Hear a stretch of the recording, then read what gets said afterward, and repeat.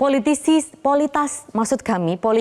bansos ini berpotensi terjadi pada pemilu 2024. Salah satu indikasinya terjadi peningkatan signifikan anggaran perlindungan sosial dari 443,4 triliun rupiah pada 2023 menjadi 496,8 triliun rupiah pada 2024. Bagaimana potensi penyelewengan bansos untuk kepentingan elektoral dari capres tertentu dan apa sanksi jika terjadi politisasi bansos? Untuk membahasnya, kami telah terhubung dengan Ketua Indonesia Budget Center Arief Nur Alam dan pengamat politik Ray Rangkuti. Selamat sore Pak Arief dan juga Bang Ray.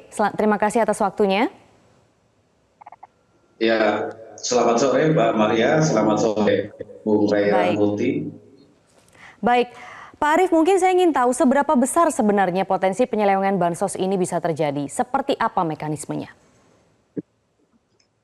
Ya, dari analisis yang kami lakukan memang seperti yang tersampaikan tadi, terjadi kenaikan yang signifikan sehingga kita bisa mengatakan bahwa ya terjadi tsunami, ya potensi tsunami politisasi anggaran bansos ya.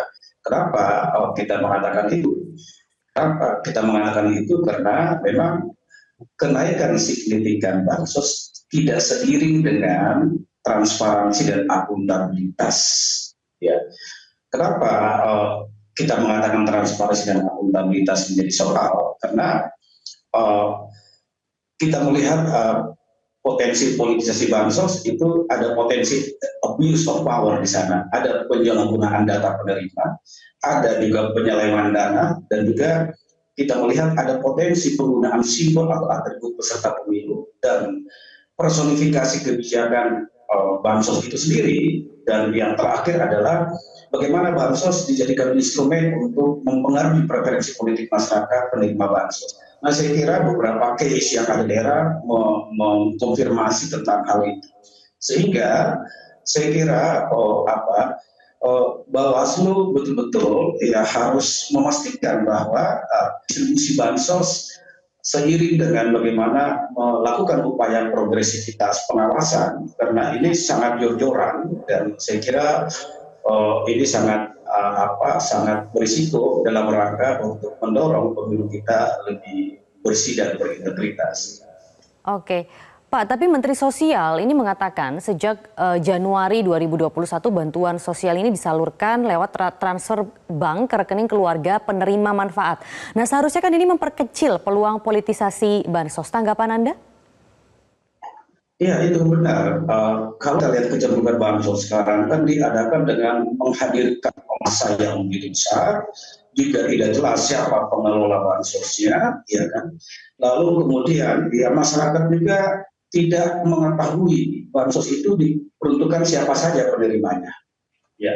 Apalagi lokasi distribusi bansos juga itu masih terlihat belum ada transparansi dan akuntabilitas, sehingga ini sangat mungkin dipolitisasi. Apalagi kita melihat ya kementerian yang mengelola bansos sudah terjadi pergeseran, misalkan. Bansos itu portofolionya misalkan Menteri Sosial atau kalau konteks inklusif dan kelompok perempuan itu dialokasikan salah di kementerian khusus. Tapi ini kan bansos diarahkan pada kementerian yang sebenarnya tidak secara langsung mengelola bansos itu sendiri. Baik. Tanggapannya Bang Ray, kami juga ingin tahu karena memang faktanya di tahun politik ini anggaran perlindungan sosial meningkat ya 4 triliun dibandingkan tahun lalu. Ada hubungannya tidak ini dengan tahun politik?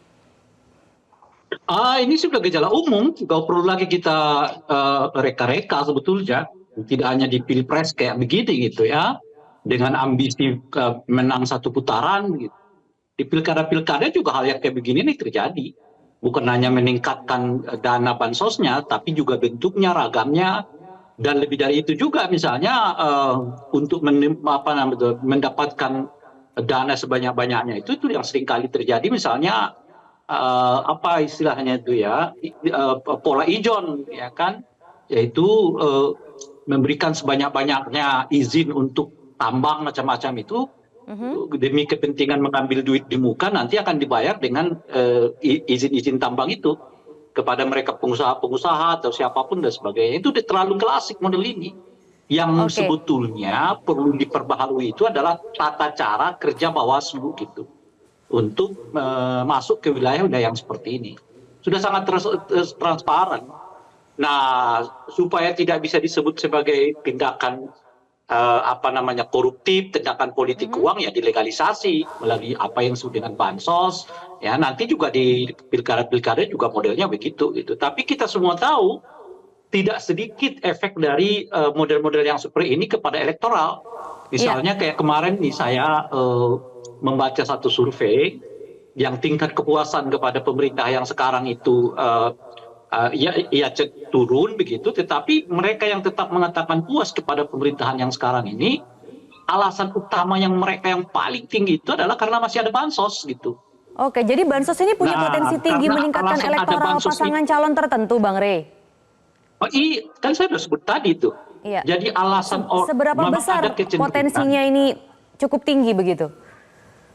Lihat aja yang survei-survei yang kita sebutkan itu tadi. Oke. Kalau semua yang disurvei itu menyatakan misalnya lah ya tingkat kepuasan kepada pemerintah yang sekarang ini ya 70%, 75%, ada yang 65%. Nah, ketika ditanya lagi apa yang mengakibatkan tingkat kepada mereka yang menyatakan puas itu, apa yang membuat mereka puas kepada pemerintahan yang sekarang, itu umumnya alasan utama orang menyatakan puas kepada pemerintah yang sekarang itu karena ada bansos gitu loh. Anda bisa bayangkan kalau tingkat kepuasan kepada pemerintah yang sedang berkuasa tinggi atau stabil atau di atas 60%, dengan sendirinya elektabilitasnya juga tinggi dan itu akan berimplikasi kepada dirinya ataupun kepada orang yang dijagokan oleh dia gitu. Baik. Baik, Pak Arief tanggapannya menanggapi hal ini ya tentunya ini mengkhawatirkan. Nah, kalau tadi Bang Rey mengatakan Bawaslu itu harus bisa masuk ya untuk menertibkan ini. Seberapa besar peran Bawaslu bisa mencegah politisasi bansos menurut Bang Arief? Kalau kita betul apa yang disampaikan oleh Bung Rey, kalau kita merujuk pada undang-undang pemilu ya dalam pasal 547 situ ada penegasan ya bahwa setiap pejabat negara yang dengan sengaja membuat keputusan dan atau melakukan tindakan yang menguntungkan atau merugikan salah satu peserta pemilu dalam masa kampanye dipidana dengan 3 tahun, denda sebanyak 36 juta. Demikian juga dalam pasal 49, setiap kepala desa atau sebutan lainnya yang dengan sengaja membuat keputusan dan menguntungkan atau merugikan salah satu peserta pemilu, ya dipidana dengan paling lama 1 tahun dan juga denda 12 juta. Nah bayangkan Mbak, bansos kenaikan signifikan, bukan ini baru dari postur APBN. Kita tahu bahwa ya 98 ya dominan PJ kepala daerah, 417 ya bupati, kemudian 98 wali kota, ditambah kepala desa 6.611 kepala desa. Nah kalau kemudian bansos ini dialokasikan provinsi, kabupaten, kota sampai desa, ini sangat masif untuk digunakan dengan cara tidak akuntabel dan juga diarahkan untuk pemenangan. Saya kira ini itu yang saya sampaikan bahwa ini potensi tsunami sangat dalam pemilu dalam konteks bansos ini. Saya kira itu sangat mungkin terjadi. Nah oleh karena itu ya memang Bawaslu harus secara struktural dia ada di tingkat desa, dia ada di tingkat kecamatan, ada di tingkat kabupaten, harus menjadikan prioritas pengawasan itu pada konteks bagaimana bansos tidak digunakan oleh kepentingan-kepentingan tertentu dengan cara menyalahgunakan kekuasaan, lalu kemudian mengotori proses demokrasi elektoral kita.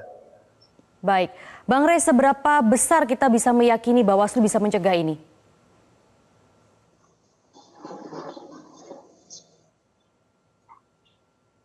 Bang Rey masih termute suaranya? Maaf. Saya tidak terlalu yakin. Mohon maaf aja kalau melihat kinerja Bawaslu yang sekarang ini, saya tidak terlalu banyak berharap bahkan terjadi sesuatu yang luar biasa di tangan Bawaslu yang sekarang. Bahwa mereka bisa menahan diri untuk tidak terlalu banyak jalan-jalan aja udah hebat gitu loh. Bawaslu yang sekarang ini. Bawaslu yang sekarang ini juga polanya happy-happy kok. Seiring mungkin dengan kampanye pemilu riang gitu.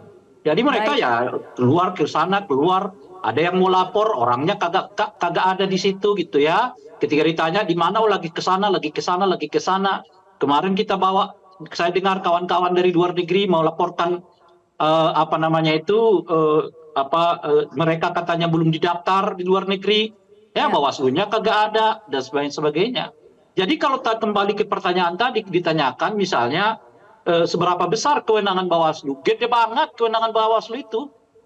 Gitu. Tapi segede apapun kewenangan kalau Bawaslu-nya mikirnya cuma happy-happy, jalan-jalan, alasan sosialisasi lah, inilah itulah, nggak ada gunanya juga kewenangan yang gede-gede itu seperti yang sekarang. Ya lihat aja Oke. soal PPATK. Udah 4 kali PPATK itu cerita bahwa ada uang yang diduga Baik. ilegal masuk ke pemilu, tapi mau diapain sama Bawaslu gitu. Ya mohon maaf aja. Jadi sekarang menurut saya lebih optimal kalau masyarakat saja yang bekerja, masyarakat aja yang mengawasi. Seperti model-model yang terjadi sebelumnya. Saya kan pernah juga melaporkan tuh salah satu ketua umum yang diduga bagi-bagi sembako lalu menyebut untuk memilih anaknya gitu ya. Saya laporkan, nggak ada tindak lanjut, dinyatakan oleh Bawaslu tidak melanggar gitu ya. Sampai dulu ada Baik. yang bagi-bagi duit di masjid juga sama. Terakhir yang kita ingat tuh kemarin, ada menteri ya kan yang kampanye masih mau sembako nggak? Mau. Ya siapa yang memberi sembako? Presiden Anu. Jangan lupa dan sebagainya dan Oke. sebagainya gitu. Dipanggil Jadi Bawaslu alih-alih kagak. kepada lembaga pemilu yang harusnya kita percayai, justru masyarakat sekarang yang harus berperan lebih begitu ya. Masyarakat, Mungkin kalau masyarakat menemukan pola yang nggak tepat, ya baik. videokan aja, unggah ke media sosial gitu. Pemirsa Berita Pemilu masih membahas mengenai politisasi bansos. Masih bergabung bersama kami juga Ketua Indonesia Budget Center Arief Nur Alam dan pengamat politik Ray Rangkuti. Pak Arief, tadi kami ingin minta tanggapan bahwa ternyata daripada kita alih-alih hanya mempercayai kepada Bawaslu atau lembaga pemilu untuk mengawasi politisasi bansos ini, tapi ternyata masyarakat juga harus ikut bekerja dan andil di sini. Tanggapan dari Pak Arief sendiri? Ya, memang ketika aturan bagaimana kewenangan dimandati oleh undang kepada Bawaslu untuk progresif melakukan pengawasan terkait dengan kecurangan yang hendak dilakukan oleh kontestan pemilu untuk program bansos. Di sisi yang lain sebenarnya juga aparat penegak hukum kita ini KPK tidak serius juga untuk menjadikan fokus dalam proses elektoral ini mengawal bansos karena itu potensi digunakan oleh pejabat negara, dan mungkin ya bagaimana melakukan konsolidasi edukasi kepada publik bahwa dia punya hak, punya freedom, punya equality untuk menentukan pilihannya agar supaya ya publik sadar bahwa bansos itu uang rakyat yang diperuntukkan untuk kepentingan menjawab ya jaminan sosial, kepentingan sosial untuk kemiskinan ekstrim misalkan. Maka memang tidak ada pilihan lain, masyarakat harus berkonsolidasi melakukan edukasi untuk paling tidak memikirkan pilihan politiknya kepada para calon ya atau tim yang menggunakan segala cara melakukan potensi kecurangan dengan menggunakan bansos untuk kepentingan pemenangan. Saya kira itu pilihan apa yang bisa dilakukan, karena seperti Bung Ray sampaikan tadi, sekalipun masih ada ekspektasi kita kepada Bawaslu dalam rangka untuk melakukan upaya-upaya pengawasan dan memberikan sanksi terhadap pihak-pihak yang menggunakan politisasi bansos untuk pemenangan. Di sisi yang lain aparat penegak hukum juga tidak fokus untuk memberikan efek jerah terhadap para orang-orang yang melakukan abuse of power dalam distribusi dana bansos. Maka pilihan lain adalah masyarakat harus terkonsolidasi, ya kita berikan edukasi untuk mereka punya integritas memberikan pilihan politiknya, karena pemilu kita adalah instrumen untuk memastikan bahwa produk pemilu kita adalah orang-orang yang memiliki integritas, orang-orang yang punya komitmen dalam negara ini dengan baik. Sanksi seperti apa sih misalnya yang bisa terjadi begitu jika politisasi bansos terlihat, Pak Arief? Ya rakyat bisa bisa merenungkan kembali, ya apakah layak orang-orang mereka memberikan pilihan politiknya kepada peserta pemilu yang menggunakan segala cara tanpa kecuali bansos untuk dipolitisasi, ya atau bansos sebagai hak negara kemudian dibanjar untuk kepentingan pemenangan, saya kira disitulah maka transformasi kesadaran publik harus muncul untuk memberikan pilihan politiknya secara cerdas. Saya kira itu yang bisa kemudian sebagai jalan terakhir ketika kemudian aparat penegak hukum kita, Bawaslu RI, KPK, aparat penegak hukum lainnya tidak bertindak dalam konteks banyaknya abuse of power dalam proses distribusi bansos, maka ya memang harus membangun konsolidasi edukasi publik untuk cerdas memilih pilihan politiknya. Baik, Bang Rey, ada juga dari anggota DPR yang pernah beranggapan penyaluran bantuan sosial ini ditahan sementara saja sampai pemilu usai agar tidak ada penumpang gelap yang memanfaatkan penyaluran bantuan sosial demi kepentingan elektoral. Nah, apakah memang perlu sampai seperti itu, Bang Rey? Ya kalau dalam durasi yang sangat panjang menurut saya kurang tepat juga. Karena bagaimanapun kebutuhan orang terhadap konsumsi kan nggak bisa ditahan hanya karena alasan elektoral gitu. Iya. Nah itu harus tetap dipenuhi ya. Maka kalau saran saya bukan sepanjang 1 bulan ya. Saya mengatakan saat itu 1 minggu sebelum pencoblosan sebaiknya semua penyaluran bansos dihentikan gitu loh. Oke, jadi hanya 1 minggu sebelum pencoblosan saja ya. Jadi kalau kita pencoblosan tanggal 17, maksimal tanggal 7 Februari agenda pembagian bansos sudah selesai. Nanti baru dilakukan setelah pencoblosan gitu. Nah, supaya mengurangi tensi apa yang kita sebut tadi, penggunaan bansos demi kepentingan politik. Baik, kalau begitu apa yang bisa dilakukan pemerintah agar politisasi bansos ini tidak terjadi? Ya sulit ya, karena itu sebetulnya yang penting itu Bawaslu-nya ya. Sebab kalau ke pemerintahnya itu tapi karena tadi Bang Rey bilang Bawaslu juga sulit, kita memiliki harapan kepada Bawaslu. Ya itu yang saya sebut, berharap sebetulnya bukan pemerintah tapi partai-partai secara keseluruhan mau meminta pemerintah untuk stop dulu bawa bansos 1 minggu sebelum pencoblosan gitu. Okay. Itu langkah pertama tuh. Jadi semua partai ya memintalah supaya tidak ada unsur yang mengikatkan antara bansos dengan pilihan politik gitu ya. Itu pertama. Nah yang kedua adalah masyarakat. Kalaupun misalnya 2 hari, 3 hari sebelum pencoblosan bansos diterima oleh masyarakat, ya tinggal dipoto masing-masing. Mudah-mudahan nggak terjadi sesuatu. Kalau terjadi sesuatu, ya itu di-upload aja ke media sosial, biar masyarakatnya yang tanda kutip ya memberi sanksi kepada praktek-praktek itu gitu. Baik, Pak Arief, setujukah 1 minggu sebelum pencoblosan lebih baik bansos sudah diberhentikan? Cukupkah hanya 1 minggu sebelum pencoblosan? Saya kira itu sangat memungkinkan kalau kita lihat siklus anggaran kita. Siklus anggaran kita kan di penghujung tahun dan awal tahun itu belum ada implementasi program.